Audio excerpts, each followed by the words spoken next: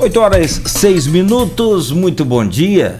Sejam todos bem-vindos aí ao Folha no Ar. Estamos de volta com a edição de hoje, onde temos aqui o patrocínio de Proteus, Serviços de Saúde e Medicina Ocupacional, qualidade certificada ISO 9001-2015, Unimed Campos, cuidar de você. Esse é o plano. Laboratórios Plínio Bacelar. E agora com Plínio Bacelar Vacina, uma clínica especializada em vacina. Mantenha a sua vacinação em dia e cuide muito melhor da sua saúde. Programa de hoje com Aloysio Abreu Barbosa, nós estamos conversando e recebendo aqui com muito prazer e, aliás, com vários agradecimentos aqui também e registros de elogios aqui ao senhor, doutor Nélio, em nossa página no Face, né, o Nélio Artiles, que é médico infectologista. Falamos aqui sobre o aumento de casos de Covid, o aumento o número de mortos também pela Covid em Campos nos últimos meses.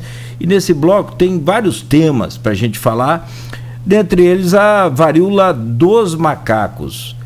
E aí vem-se a preocupação com relação a gente saindo de uma pandemia em que somos sobreviventes dessa guerra, especialmente aqui no Brasil, né? Que foi politizado tudo, o vírus, a vacina, tudo foi politizado, foi uma loucura que o senhor já comentou. E essa varíola dos macacos, que tem no estado do Rio 4 casos, sendo 2 confirmados, inclusive havia um suspeito em Macaé até semana passada, mas foi descartado, né? E 17 casos já no Brasil. O primeiro caso foi em São Paulo, ele foi recuperado, já saiu e tal. E a gente quer saber sobre o que é de fato essa varíola, como é que essa transmissão se dá também, é por gotícula, é por aparelho respiratório nosso, e quais os cuidados nós devemos ter para evitar. Quer dizer, tem uma série de perguntas sobre a varíola dos macacos. Pelo amor de Deus, não vamos ter remédio desses aí inventados aí por políticos para a varíola do macaco, né, gente? Pelo amor de Deus. Doutor Nélio, por favor, dá uma detalhada sobre o que é, até que ponto devemos nos preocupar com essa varíola. Pois é, esse grupo de vírus da família Poxviridae, e o gênero é Orthopoxviridae. É uma classificação só, né, dos vírus. Dentro dessa classificação do Orthopoxvírus tem 4 vírus importantes que podem causar no ser humano. Que é a varíola, né, que foi erradicada desde a década de 80, né, quer dizer, 1980. No Brasil, foi o último país das Américas a eliminar, né? O Brasil ficou ainda um tempo com a varíola. Na década de 70, né, ainda havia varíola por aqui. Na América foi antes, a eliminação foi antes, foi, se eu não me engano, no final da década de 50 para 60, não tinha mais varíola lá na América do Norte. América fala Estados Unidos. América do Norte. E no país aqui. Então, varíola, a outra é o monkeypox, que já é conhecida há muito tempo, não é um vírus novo. Foi a primeira vez que se descobriram a monkeypox foi no início da década de 70, 73, se eu não me engano, 72, não lembro bem, que foi identificado em macaco, apesar de ser um vírus de roedor, é um vírus que não é de macaco, né? E o nome de macaco, varíola do macaco, porque foi pela primeira vez identificado no macaco, mas poderia ter sido em humano, poderia ser em outro, mas como foi em macaco. Então, nós temos o vírus da varíola, o monkeypox, que é essa varíola dos macacos, e outros vírus que ainda estão circulando por aí, que é o cowpox, que é uma varíola mais de animais, de zoológicos, de búfalos, e a vacínia, que é um vírus de animal bovino, basicamente, que eu vejo, já vi, alguns anos atrás eu vi aqui em Campos, alguns casos, há pouco tempo atrás, essa vacínia, que tem a ver com ordenhador, pessoas que fazem ordenha nas regiões rurais e tem lesões vesiculares nas mãos, né? É curioso porque a descoberta da vacina, né, que aconteceu lá no século XIX, lá atrás, ela foi em cima da vacina. Justamente pegaram essa varíola da vaca, né, que pegava no homem, e viu que essas pessoas não desenvolviam varíola. Então, a varíola do boi, né, quando o ordenhador tinha as lesões, ele não adoecia da varíola humana. E aquilo chamou atenção. O que o Jenner fez, que foi quem descobriu a vacina, pegou vesículas desse indivíduo e aplicou em outras pessoas. E fez com que a vacina da varíola começasse a vacinação, e isso foi a primeira vacina descoberta. E existe ainda, essa vacina existe ainda, como eu falei. E faz parte da família desse ortopoxvírus. Você falou que né? isso foi século XIX? Você tem no século XVIII, na Guerra de Independência dos Estados Unidos, teve um surto nas tropas depois mesmo dos Estados Unidos, que eles pegavam, isso é registrado historicamente, metiam varíola fica aquele bulbo, isso, né? Isso. Metiam ali naquele bulbo, faziam um corte no braço das pessoas e passavam. E imunizavam. Então, mas em cima desses conhecimentos é que foi chegando lá. Quer dizer, não foi uma coisa de uma hora para outra, né? Foi justamente nessa observação que acabou desenvolvendo, né, a ideia de fazer a vacina. Claro, mas aí já foi de uma forma mais purificada e tal. Mas e aí esse vírus, como eu falei, no início da década de 70 começaram a descobrir, apesar de que você sabe que existem retratos biológicos. Você consegue, por retrato biológico, fazendo uma planificação do genoma, saber a idade desse vírus. Então, sabe-se que esse vírus é milenar. Esse vírus já existe há muito mais tempo. E hoje ele é um vírus que vive mais na região africana. Ele é um vírus e é endêmico na África. Então, roedores mesmo, selvagens, né, que fica ali junto com a relação com o ser humano, acaba pegando, seja em macacos, seja em ser humano. Só que acontece o seguinte, houve começou a ver com a globalização, com a importação de materiais, de animais pets, né, esse cão da pradaria, né, que na verdade é um roedor. Em 2003, foi no Texas, importaram uma quantidade grande e ali tinha os animais contaminados. E aí começou a ter casos assim. No Reino Unido também começou a ter casos, mas sempre é uma relação dessas pessoas que tinham essa monkeypox com a passagem pela África ou alguém que esteve na África. Isso era uma coisa muito bem, registrada.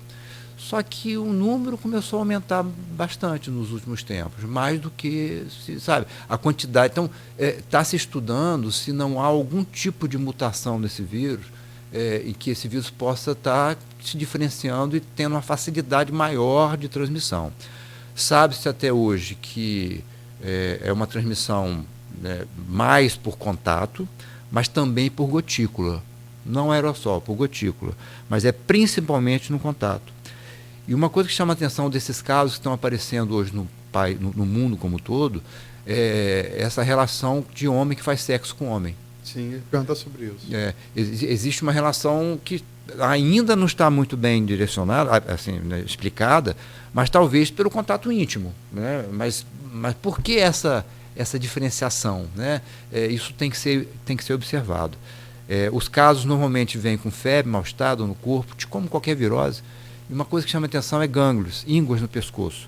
Ínguas no pescoço e aparecimento de lesões parecido com catapora, muito parecido com catapora, mas a diferença é que as lesões parecem tudo de uma vez só. Puf! E enquanto catapora e outras doenças semelhantes têm estágios diferentes, uma vesículazinha, uma bolinha e outra secando. Né? Nessa não, todas ao mesmo tempo. Então isso ajuda a diferenciar essa doença das outras. Entendeu? Monkeypox, eu até estava conversando aqui, há uma tendência a tentar evitar falar varíola dos macacos, que como na febre amarela, houve um certo grau de mortes de macacos, né, porque as pessoas achavam que a causa era um macaco. Então hoje está uma tendência a gente chamar monkeypox, mas é um termo em inglês. No final das contas, que quer dizer vírus. Monkey é macaco também. Exatamente, então não muda muito. Mas há uma tendência a se chamar monkeypox, mas no final das contas dá no mesmo. Né? Até porque quando a gente fala fator RH porque a gente descobriu no macaco rhesus, né? Então, é difícil, realmente. Fator RH do sangue. Nós tivemos... Afinal, nós somos macacos, aliás. É claro, a diferença genética é pequena, não é grande, não. 2% para os panzés. Com certeza. Nós tivemos aqui semana passada, está internado ainda hoje no Hospital Ferreira Machado, um caso suspeito, aqui em Campos.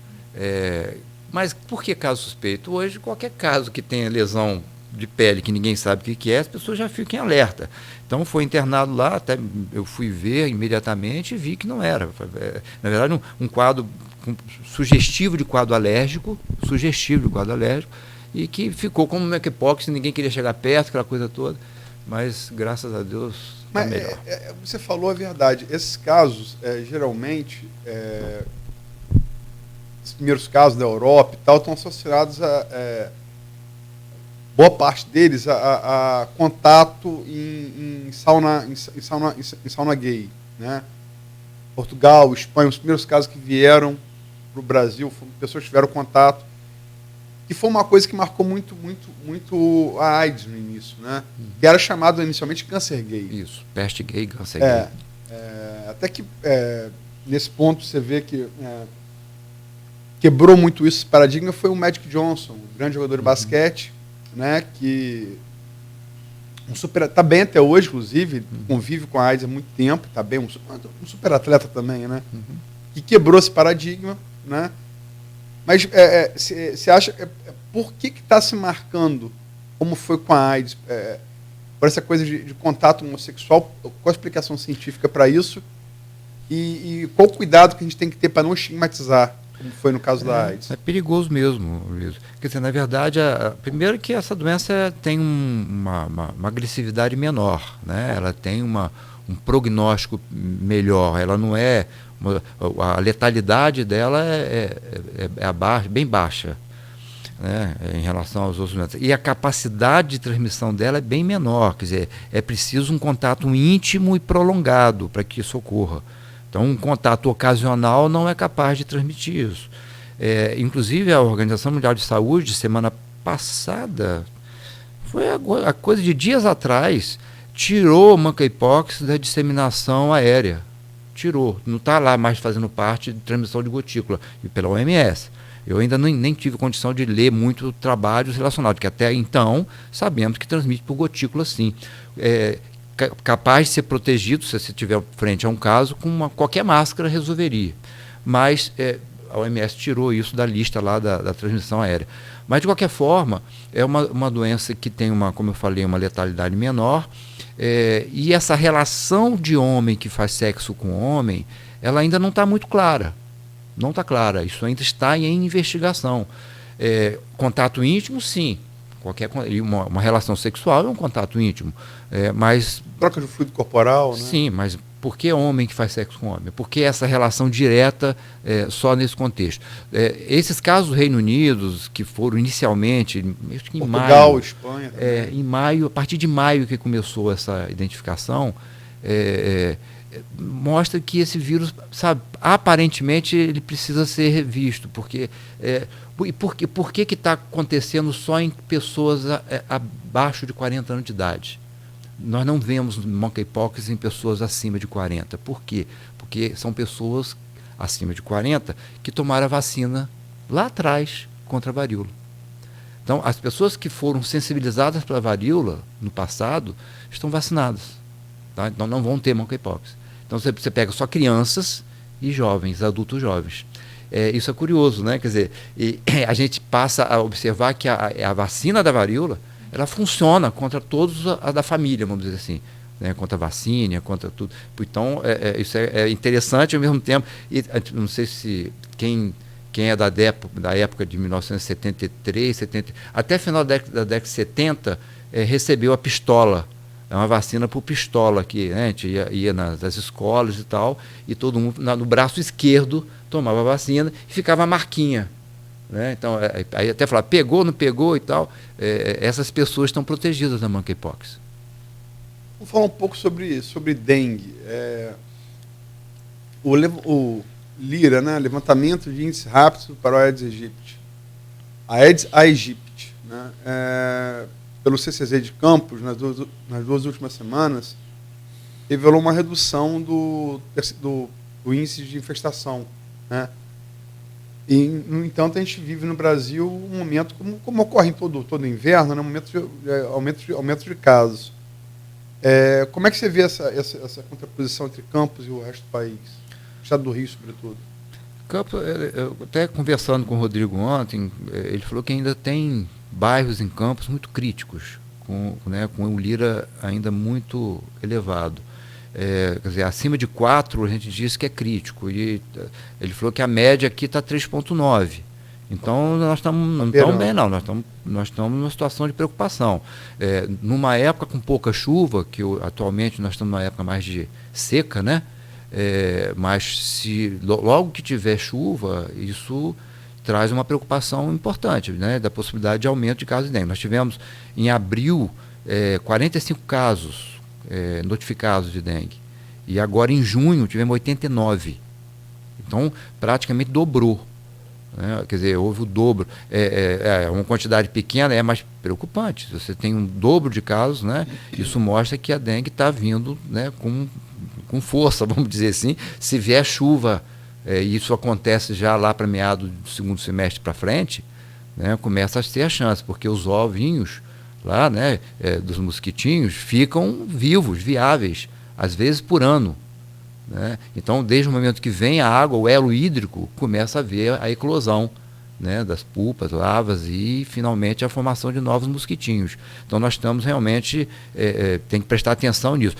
Diz o Rodrigo que, né, eu acho que isso é importante, que nós temos só 2 carros fumacês no momento, é pouco para a cidade, bem pouco, e que ele está solicitando, vai vir, né, em breve um quantitativo maior, assim como o número de funcionários desses agentes comunitários de endemias, que também está em quantidade ainda não ideal, mas que está aumentando, né, que ele pretende, né, fazer isso de uma forma mais ampliada. E a testagem para dengue está sendo feita lá no centro de dengue, né, ao lado dos plantadores, né, que continua funcionando, e eles fazem lá a testagem normalmente.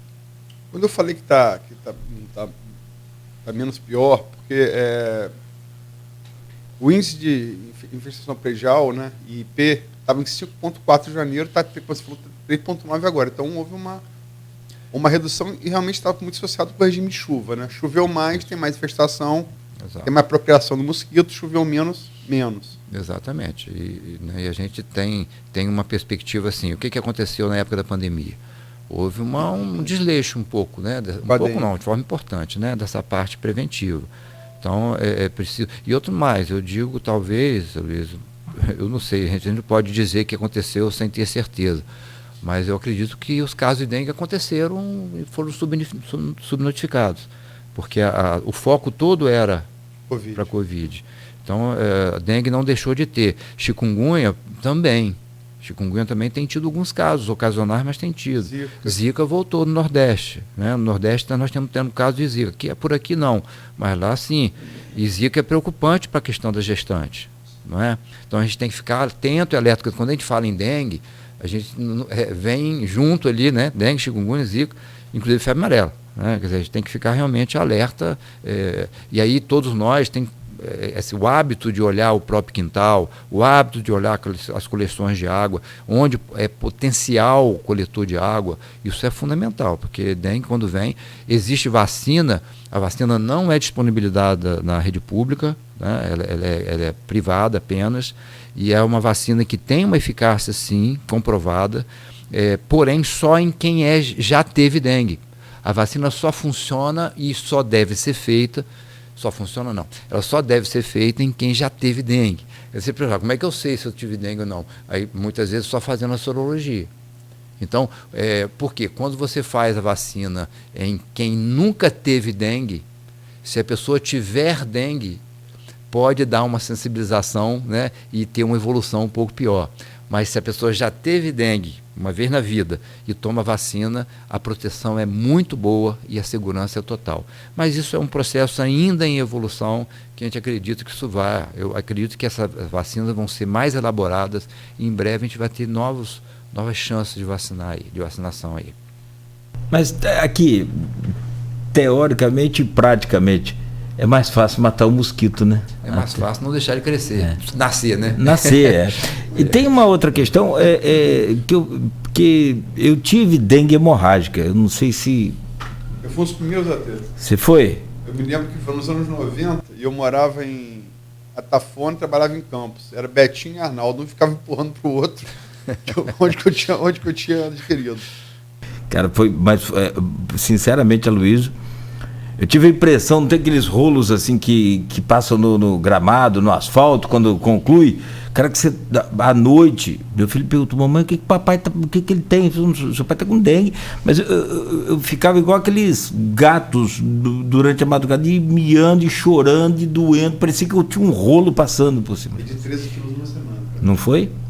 É um potencial muito grave, né? Dengue tem um Muito potencial sério, grave, muito né? sério. E a gente tem quatro chances de ter dengue, né? Quer dizer, quem teve uma vez pode ter mais 3. Né? Ah, é? Então, uma dengue não protege contra as outras. Por isso que eu falo que a vacina é uma esperança. Né? Já existe a vacina sim, mas tem esse problema. Mas quando ela vai estar ofertada em grande escala? Então, pois é, isso que é preciso evoluir, entendeu, Luiz? Porque como é que você vai oferecer se você não sabe qual o perfil sorológico das pessoas? Quem teve, quem não teve, não é? Então, isso ainda é um limite enorme. Eu acredito que isso vai evoluir, de alguma forma, para que a gente possa estar protegido. Já pensou a população toda vacinada para dengue? Isso seria um espetáculo, né? Aí, desculpa, perdão, Luiz. Não, eu vi uma matéria de uma técnica israelense que tem dado muito certo. Porque quem pica você é a fêmea. Uhum. E ela só procria uma vez. Procria uma vez e não procria mais. É justamente porque o sangue é proteína. E ela precisa para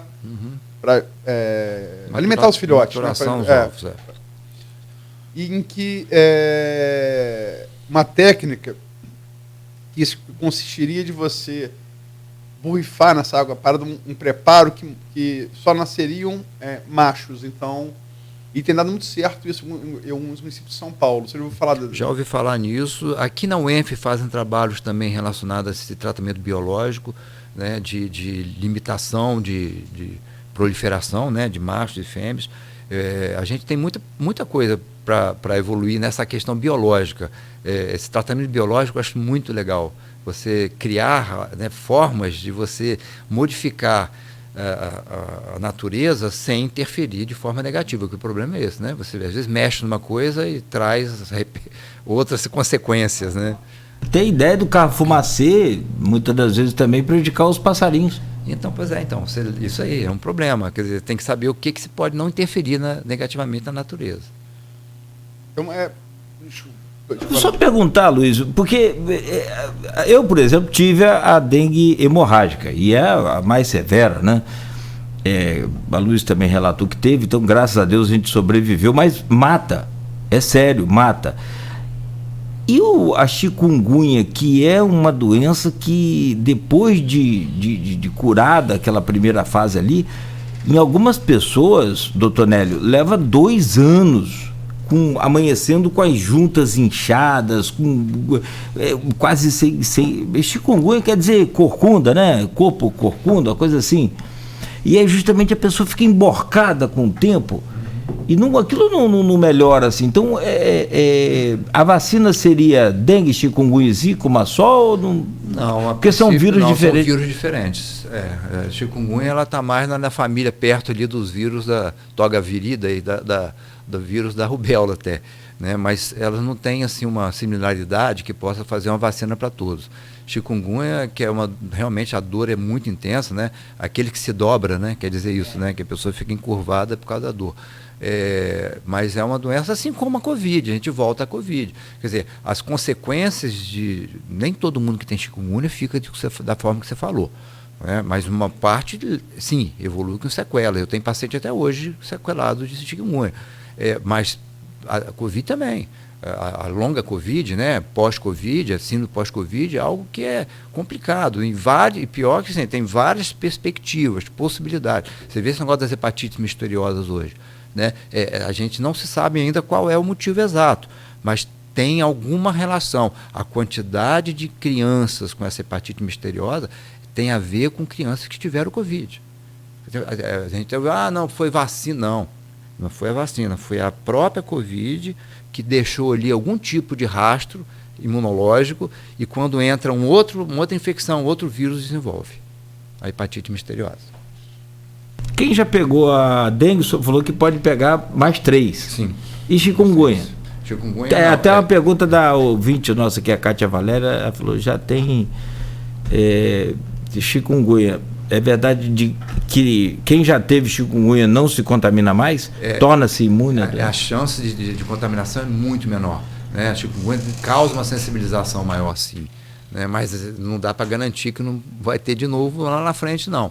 Mas os níveis de anticorpos se mantêm, né, em níveis protetores. Qual é a relação que você falou? Você falou que existe uma relação que está sendo estudada entre a Covid e a hepatite misteriosa. Tem algum indício já que aponte como pode se dar essa correlação? Tem sim, tem vários estudos tentando demonstrar. O que acontece? A grande parte dessas pessoas, dessas crianças que tiveram hepatite, que não se... Aliás, 15 a 20% das hepatites fulminantes, hepatite fulminante é a hepatite que a pessoa pega e morre. E toda vez que a pessoa tem uma hepatite fulminante, que é aquela inflamação grave do fígado, a gente fala assim, o transplante tem que ter sido ontem, porque é de tão rápido a necessidade de transplante, senão a pessoa morre. E 15 a 20% não se chega ao diagnóstico. Então essa hepatite, entre aspas, misteriosa, tipo assim, ela já existe até antes da própria Covid. Mas o que fizeram estudos em cima dessa hepatite visto agora? Que a maior parte delas tinha um adenovírus, o adenovírus 41, que é um vírus respiratório, é um vírus que dá gripe, um vírus que faz simplesmente quadros comuns nossos de resfriados, e que não dá hepatite. Esse adenovírus nunca deu hepatite em ninguém, mas foi visto que todas as crianças que tiveram essa hepatite misteriosa estavam lá com a presença desse adenovírus. Estranho, né? Como é que pode? Um vírus que não causa isso está causando. Mas não conseguiram correlacionar que o adenovírus é o causador. Então, o que é provável? O que se tem até hoje? É que a Covid faz um processo de sensibilização do corpo, a pessoa fica engatilhada, sabe? Como se estivesse engatilhada. Aí vem o adenovírus desencadeia a resposta inflamatória mais grave naquela pessoa. Dengue é parecido com dengue. A pessoa tem a primeira dengue, quando tem a segunda dengue, a dengue é mais grave, porque a pessoa fica sensibilizada para a segunda infecção. Parece que isso que está acontecendo, vamos assim, de resposta inflamatória sistêmica, na criança que já teve Covid, quando recebe o adenovírus, faz um quadro de hepatite. Tudo negativo. Nós tivemos um caso aqui em Campos, infelizmente, que faleceu, né? Que foi para o Rio, ainda está em investigação, e eu até conversei com o Rodrigo ontem, está tudo confirmando, deu adenovírus, tudo confirmando que seja essa hepatite misteriosa, esse caso de Campos. Só que está aguardando os resultados finais do Estado, que ainda não está faltando lá um PCR de um vírus chamado hepatite E, porque as hepatites principais são a hepatite A, B, C, D e E, são as principais. Então você tem que afastar esses vírus para você dizer que se enquadra dentro dessa hepatite misteriosa ou de causa desconhecida. E fica essa dúvida aí agora. Agora, é claro que só pega em criança, só tem casos em criança. Sim, é o que tem sido observado. Assim como a síndrome de resposta inflamatória sistêmica, esse nome grande, que é um quadro que trouxe muita preocupação para as crianças com pós-Covid, sabe? A criança desenvolve uma porção de coisas, artralgias, rash cutâneo, exantema, assim, né? Vermelhidão, queda do estado geral, às vezes pericardites, alterações neurológicas. É uma mistura de consequências que algumas crianças têm com a Covid. Não morrem, né? Não é para óbito, mas levam a doença crônica. E essa hepatite é parecido, sabe? A pessoa teve a Covid e depois lá na frente desenvolve. Talvez fique engatilhada, como eu falei, vem um outro vírus e faz o quadro. Né? Aquilo ativa de uma certa forma a imunidade e a pessoa faz meio que uma doença, como se fosse uma doença autoimune, sabe? Não é mais a Covid já foi embora, mas deixou ali a pessoa com uma sensibilidade imunológica. É complicado, é complexa, mas eu penso que em breve tempo vai ter a certeza absoluta de como isso evoluiu.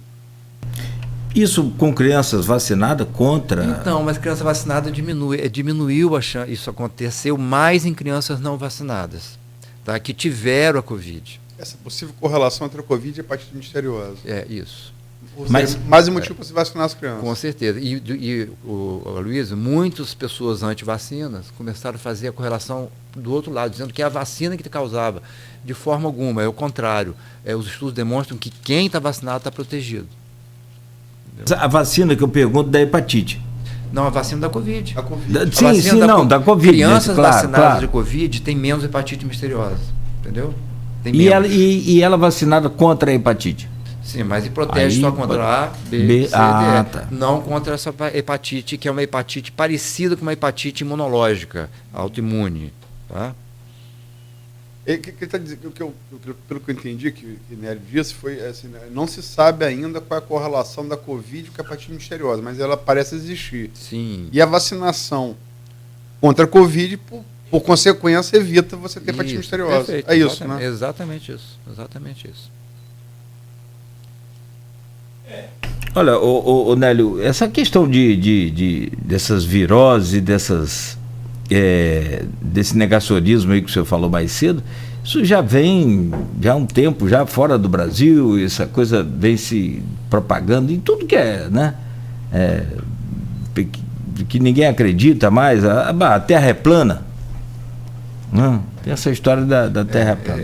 Esse Você sabe que anti-vacina, ele é para a gente que é da área, principalmente eu que sou infectologista, é lamentável, né?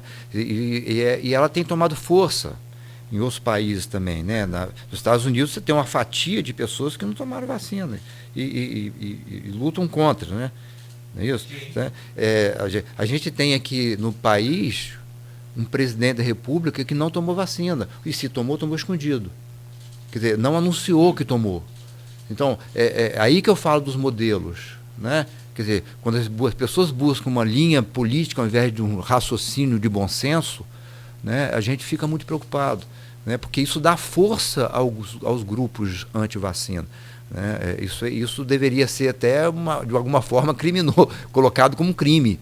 Né? Você ir contra uma coisa que é comprovada na ciência e que salvou e salva muita gente. 8h38. Nélio, agradecer demais pelas suas explicações aqui. É aquela coisa, eu já entrevistei aqui outros infectologistas, você acho que pode pedir o puri de música aqui, o Rodrigo, a Andréia, o Charbel, biólogos também, o Leandro Rabelo, outros cientistas da UENF. Pelo que assim, dá para tirar, vocês que têm conhecimento científico, dominam isso. Lógico, biologia, você é biomédica, tem um cara que é biólogo, cientista, que estuda mesmo e tal. É que a gente tem que se acostumar com isso, que assim, é a Covid, vai vir outra depois, e a gente vai ter que se acostumar com isso, né? O resumo da ópera é mais ou menos esse? E nós estamos mexendo nesse planeta de forma muito agressiva. E isso está claro e só é cego, quem não vê, porque é cego mesmo. Quer dizer, às vezes a gente fica cego assim, né? Existem cegueiras, né? Cegueiras, surdezas, paralisias, né? Todas relacionadas a visões de mundo. Então isso é preocupante. A gente está mexendo de tal forma no planeta que todas essas perspectivas de adoecimento, de novas doenças, de novos vírus, elas vêm a partir, né, como consequência. Então, acho que é preciso uma consciência, né, de que a gente precisa cuidar do nosso planeta, né, porque estão te maltratando por dinheiro, né, como diz Beto Guedes. Né, no planeta Terra ele precisa ser respeitado. Ele precisa ser respeitado. Nós somos um cisco, né, um ponto muito pequenininho nesse universo, mas ele está numa posição perfeita, no local perfeito, ali no sistema solar, que permite vida. A quantidade de oxigênio, a nossa natureza, né, nossa Amazônia, quer dizer, as pessoas ficam achando que a defesa da Amazônia é como se fosse uma questão política. É política, sim, mas ela é questão de sobrevivência. Né? Então, mas não é só a Amazônia está em volta de nós, né? Quer dizer, a natureza está em volta de nós. A gente precisa cuidar dos animais, a interação do homem com o animal, a forma como é feita. A situação de Wuhan, o início da pandemia de Covid tem a ver com a forma negativa da relação de homem com um animal. Né? Posso dizer e posso antecipar, talvez, que a monkeypox que está acontecendo agora, talvez tenha essa relação também, né? De uma forma inadequada com roedores. E aí os vírus vão se... o vírus da AIDS foi isso, né? O vírus da AIDS, quer dizer, se você pegar quando é que nasceu o vírus da AIDS, foi antes da década de 40. E justamente o vírus que vem do CIV, vírus associado, vírus da imunodeficiência símia, é do macaco. Sim, sim. E quando chega dentro do ser humano, ele vai se adaptando, se adequando, por causa da relação homem ali, que se alimentava do macaco, que tinha até relação sexual com o macaco. Tem umas teses que falam nisso. Que acaba fazendo a troca. Então, o homem é responsável por aquilo que ele faz, né? Então as doenças vêm em cima disso. Então eu acredito que nós temos que estar preparados mesmo, mas antes disso, ter responsabilidade de proteger o meio ambiente. Tem um exemplo clássico aqui, só para fechar rapidinho, o acidente de Brumadinho, o rompimento das barragens de Brumadinho, afetou os rios, lagos, aquela região toda, dizimou tudo que é sapo, tudo que é lagartixa, o que tinha por ali, perto ali, e o que aconteceu? A incidência de mosquito com o aumento do número de casos de febre amarela. A mão humana destruindo o habitat. Com certeza. Né? Então, relação. Se você mata cobra no pedaço rural, você vai passar a ter mais sapo. Se você drena uma lagoa, você vai ter mais... por incrível que pareça, você vai ter mais mosquito, que vai acabar o sapo que come mosquito. Perfeito. Exato. Mexeu, tem consequência. Com certeza. Você mata a cobra, você vai ter diminuição dos ratos, por exemplo. E para quem tem propriedade na roça, sabe muito bem que rato é uma praga. Você vai guardar o milho que você produziu lá, no outro semana não tem nada, só... Então, parar de olhar o próprio umbigo e olhar que o passo que a gente está dando mexe com o outro, a pessoa que está ao teu lado, mexe com o ambiente, mexe com o planeta, né? Mexe com a sua vida. Você viu uma coisa que esse dia eu estava lendo, estudando sobre as pandemias que o mundo já teve, né? Não sei se você sabe, né? Qual foi o país europeu que a peste negra, a peste bubônica, né?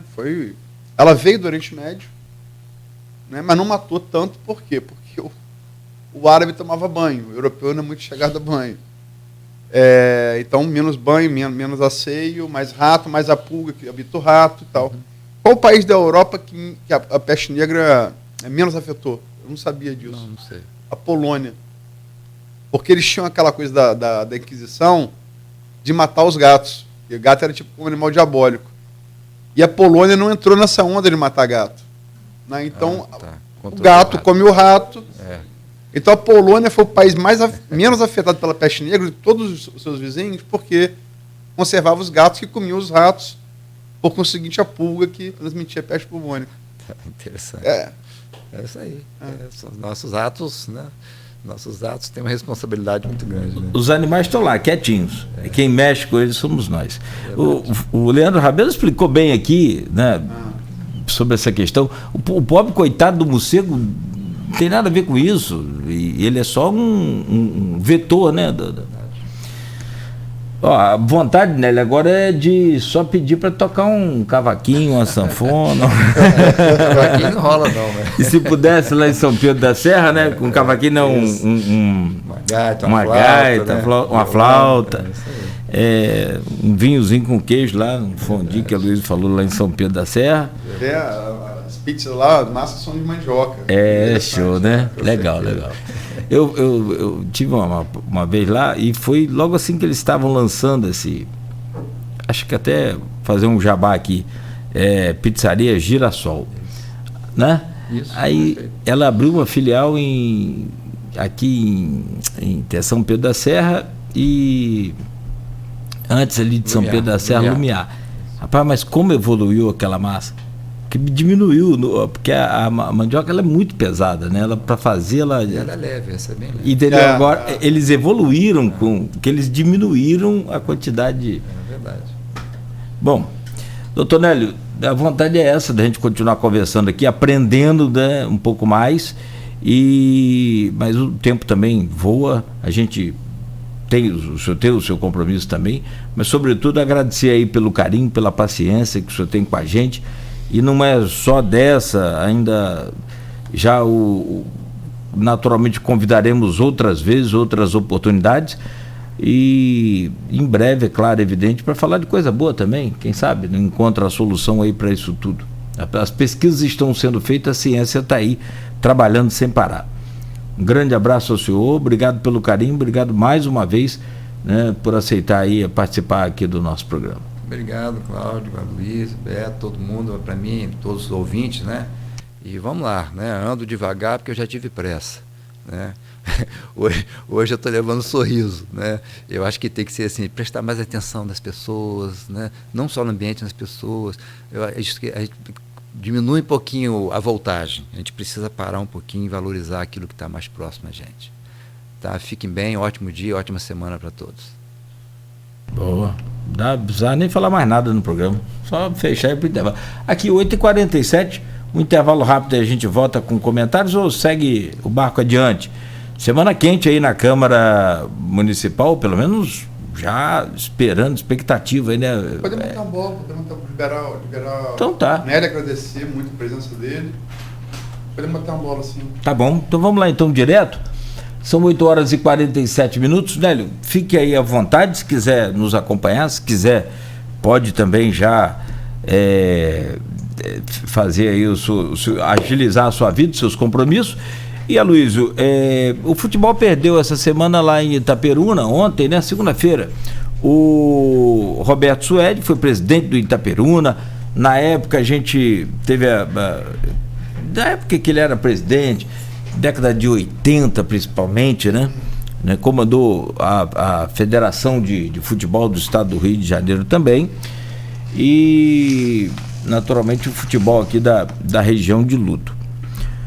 Outros assuntos, como por exemplo a Câmara, que eu já citei aqui, a LDO, na expectativa de ser votada essa semana, já tem aqueles 5%.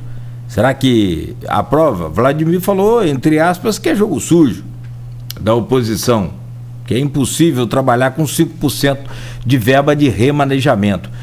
E um outro detalhe, meu caro Aloysio Abreu Barbosa, tem greve dos servidores anunciados, e eu acho que foi depois daquele programa de sexta, onde o prefeito confirmou que, até teve a participação do Ciprozep através das nossas páginas, né, pedindo olho no olho, e ele respondeu, mas falou que para 2022 era inviável qualquer reajuste, para 2023 seria viável caso o município aumentasse a arrecadação própria, independente dos royalties.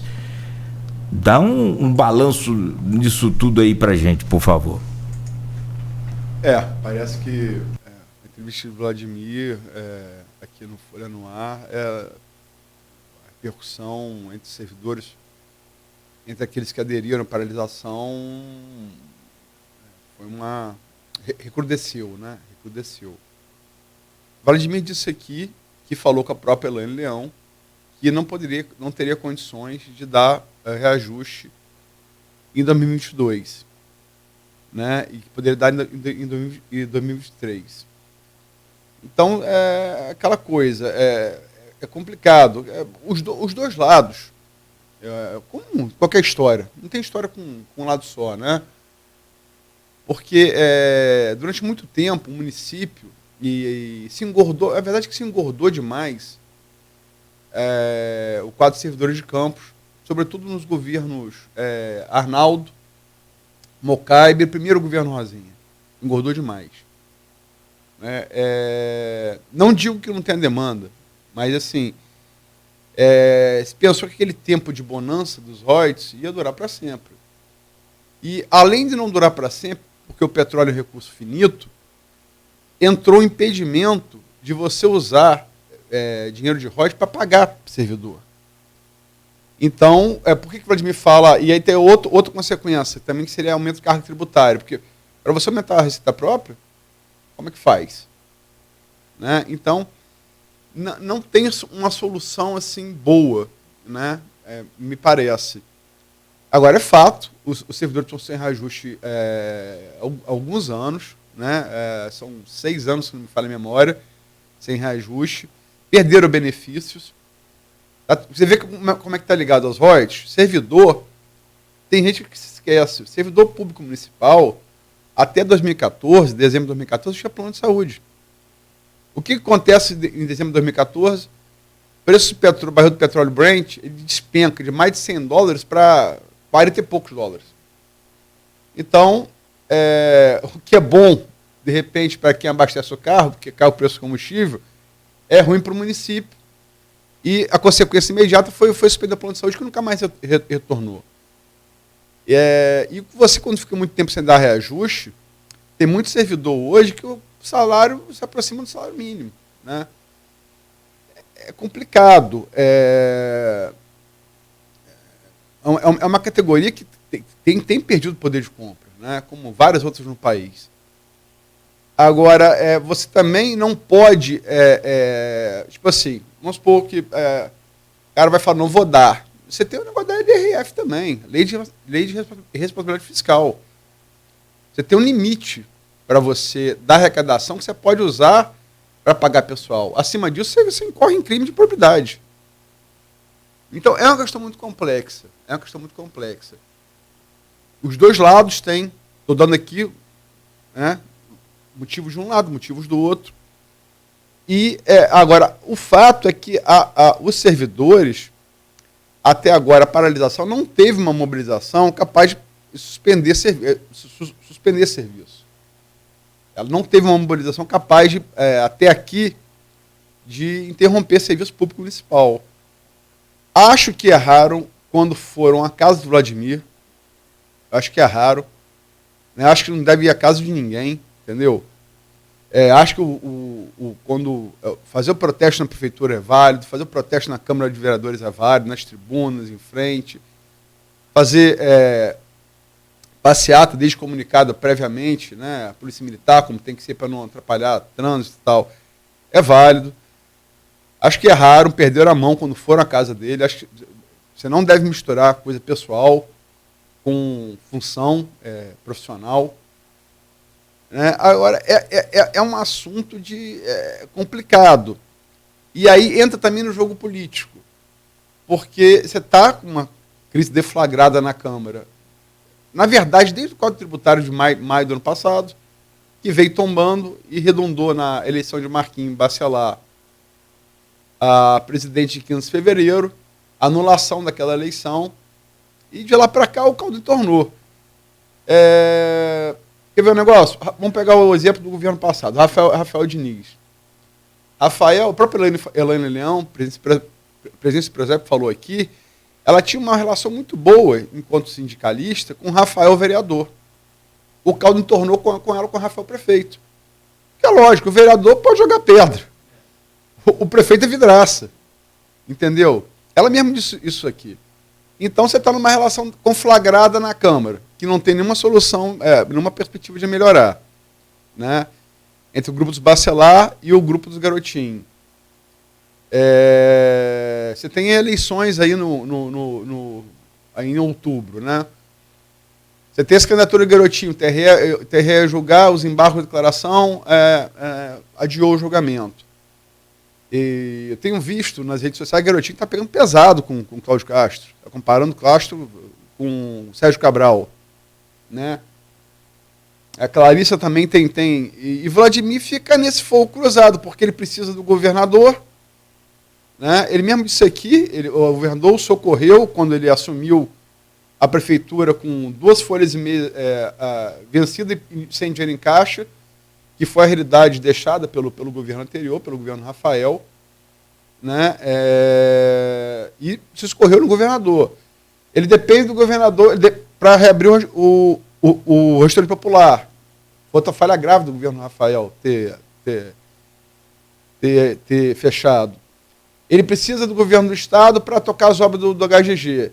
Ele precisa do governo do Estado para retomar as obras do Parque Saraiva. E o pai dele está bombardeando o governador. Porque também é uma briga, é uma disputa ali, porque o Rodrigo tem muito espaço com o governador. Realmente tem. O Rodrigo hoje é um homem forte do governo. Né? Então, eu estou pintando um quadro que a questão do servidor ela está inserida num quadro muito mais amplo, né? E, logicamente, para a Câmara, usando o exemplo que a própria Elaine deu, de Rafael, vereador de oposição, para Rafael, prefeito, para o vereador de oposição é ótimo. Né? Você fica bem com o servidor, fatalmente você consegue voto, você tem agora alguns vereadores que vão ser candidatos a deputado estadual, os que não vão ser candidatos vão apoiar, né? Então, cada servidor tem quantos? 5, vou estar aí, 4. Então você começa a contar votos, essa eleição conta também.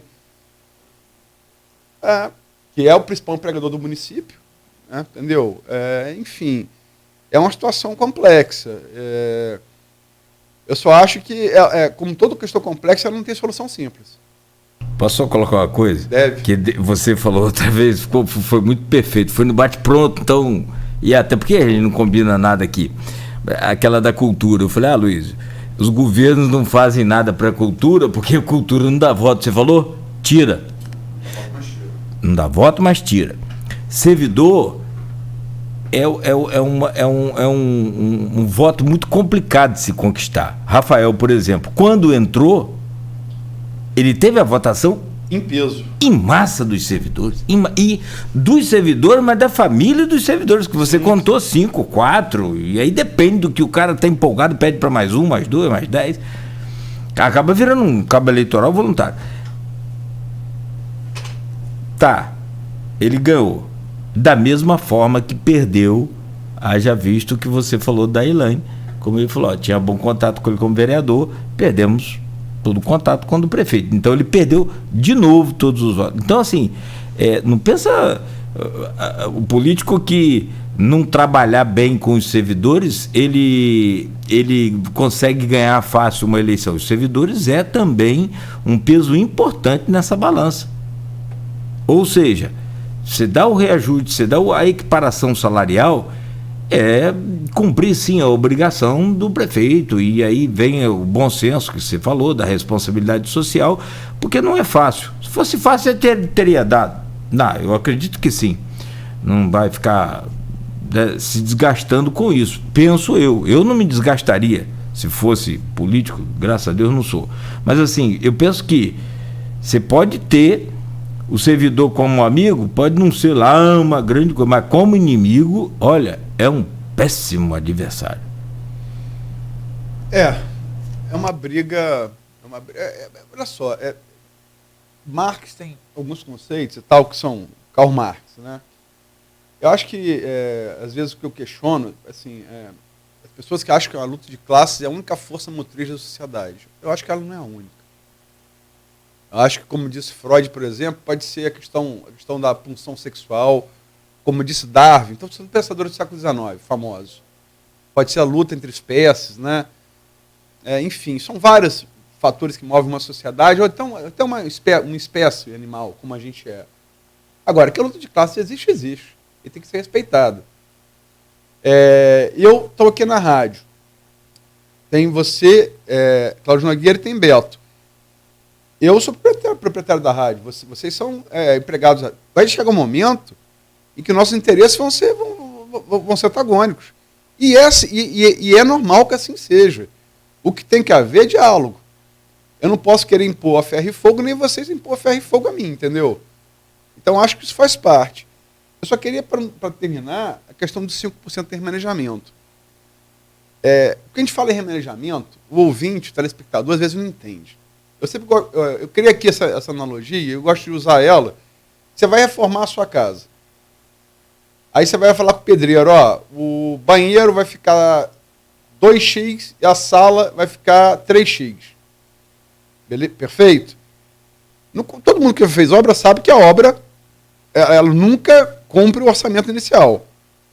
Aí vamos supor que se termina a sala, você vê 3x, gastou 2. Sobrou 1x. Você só pode mudar. E o banheiro ficou mais caro, deu problema lá, estourou tubulação. Você só pode remanejar do que sobrou da sala de estar 5%. Se precisar mais para o banheiro. É isso que é o remanejamento. Entendeu? E me parece muito claro, é uma estratégia. E não é de agora. Foi tentado com Rafael. Isso foi feito lá atrás com Mocaiber, que foi um prefeito que deixou obras aí, deixou a ponte municipal, Arthur Bernardo, mas foi um governante fraco, né? Com um presidente da Câmara forte, com Bacelar. Foi tentado com Igor Pereira, que é aliado dos Bacelar, no final do governo Rafael. Rafael deu a volta justamente numa aliança de Fred Machado com Vladimir, contra esses 5%, e está sendo tentado agora. Eu acho que o governo, Vladimir, cometeu erros evitáveis. Já falei isso com ele aqui na entrevista de sexta-feira. Sobretudo aquele embate a ferro e fogo ali de maio. Né? Esse negócio, tem que depurar a base. Tem que depurar a base. Você perdeu a base, entendeu? Você perdeu a maioria, entendeu? Eu acho que foram erros. A votação sem ter maioria para presidente da mesa foi um erro, com todo respeito, primário.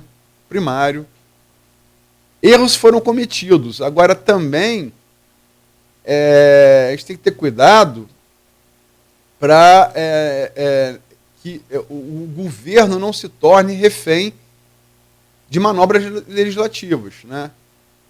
Eu acho que legislativo tem que ser respeitado, tem que fiscalizar sim, mas também ele não pode querer emparedar o executivo.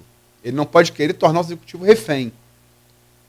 E acho que entre as duas coisas, assim como o executivo não deveria ter levado a ferro e fogo desde lá de maio, o executivo tinha que planejar melhor essa eleição para o presidente, né? Cometeu erros também não podem ser cometidos pelo legislativo, porque na verdade é o seguinte, eu não tenho voto para ser prefeito, mas eu tenho voto para governar o lugar do prefeito. Isso não pode acontecer.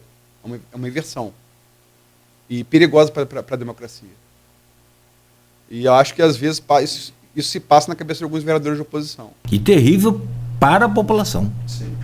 Que é quem sempre paga o pato. Tá? E onde se leva em conta aí 137 mil pessoas abaixo da linha da pobreza, só em Campos. 33 milhões de pessoas sem ter nenhuma garantia alimentar. Eu até comentava ontem aqui que você falava sobre essa questão de catar do lixo para comer. E aí é o que eu falo, Aloysio, muitas das vezes a gente comenta assim, a fome está aí. A fome está na nossa rua, a fome está na nossa porta.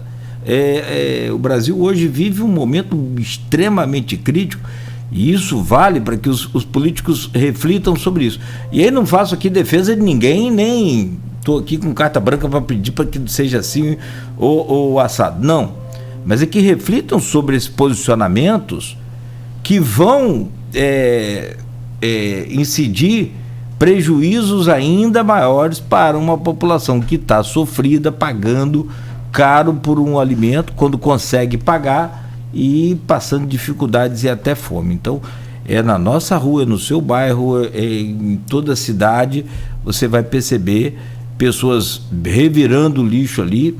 E não é catando papelão, não. É para tentar ver se come alguma coisa. Isso é uma situação que, infelizmente, está no Brasil todo, né? Campos tem 1 entre 4 pessoas no município em situação de pobreza, extrema pobreza. Todo mundo que sai à rua e vê isso todo dia, penso eu, né? Basta sair à rua para ver. E eu sinceramente, eu não vejo perspectiva de uma pacificação entre os Bacelar e os Garotinho. Não vejo. Não vejo. Vejo erro dos dois lados, né? Vejo virtudes dos dois lados. Todos nós temos virtudes e erros, né? Mas eu acho que essa briga, se a situação do país todo é ruim, essa briga está tornando o que é ruim pior, né? E como toda briga, tem gente que interessa brigar.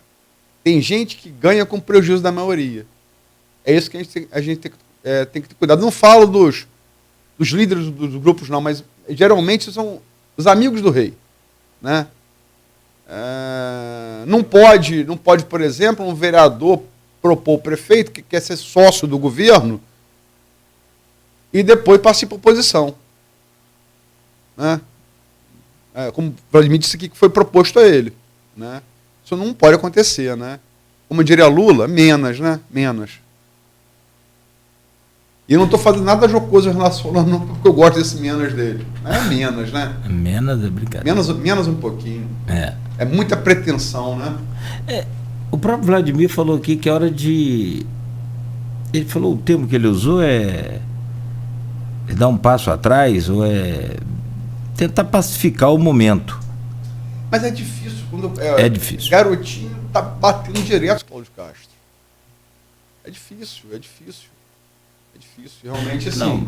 Se eu sou aliado do Cláudio Castro, garotinho todo dia está batendo pesado em Cláudio Castro, né? Como é o estilo dele. Sempre foi assim. Não se tornou assim agora. Sempre foi assim. Como é que você vai ter pacificação?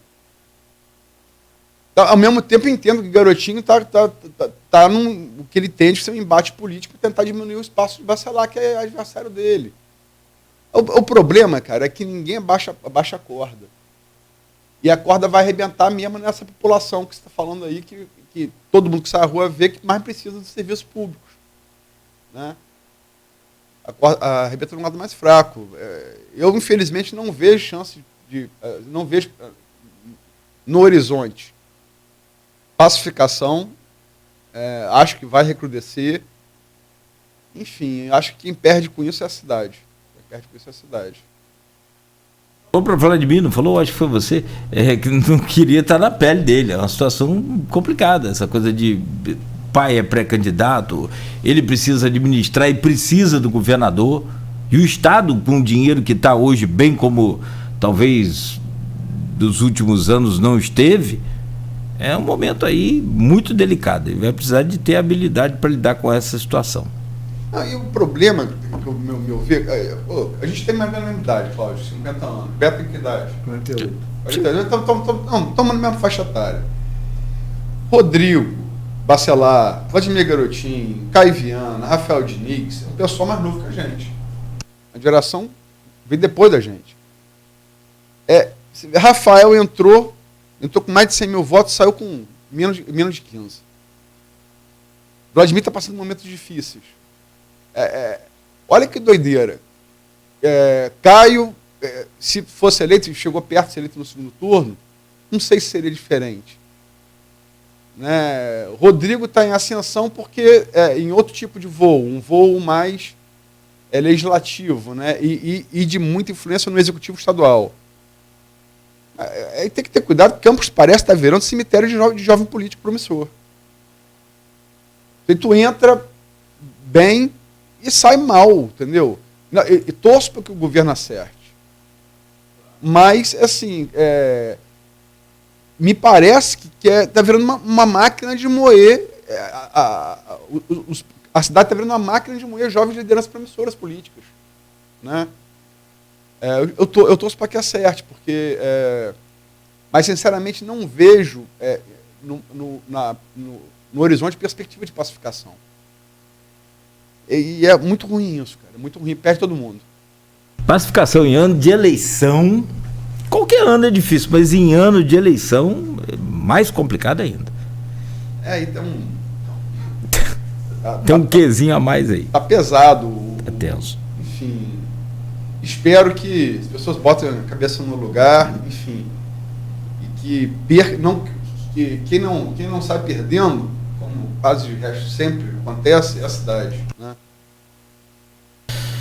Bom, 9h10. Aloysio, bom dia, muito obrigado. Amanhã de volta às 7 da manhã com mais um Folha no Ar. Se eu definir daqui a pouco quem vai ser, já tenho um convidado, já falta só fechar com ele e daqui a pouco eu não sei. 10 anos do arquivo, né, do museu, né, de Campos, sim. Né, essa semana. A Graziela mandou aí um convite pra gente, a gente vai estar divulgando ao longo da programação, também a equipe da Folha na cobertura, né, também um momento importante para Campos com essa questão da cultura sendo trabalhada aí por essas meninas, a Graziela Escocar e a Rafaela Machado, Rafaela. E tem um menino também, que é o nosso guru da cultura lá do Grupo Folha, o O Siqueira, Edmundo Siqueira também. Siqueira. Edmundinho. Blogueiro, Blogueiro da Folha e está fazendo um trabalho muito bacana também.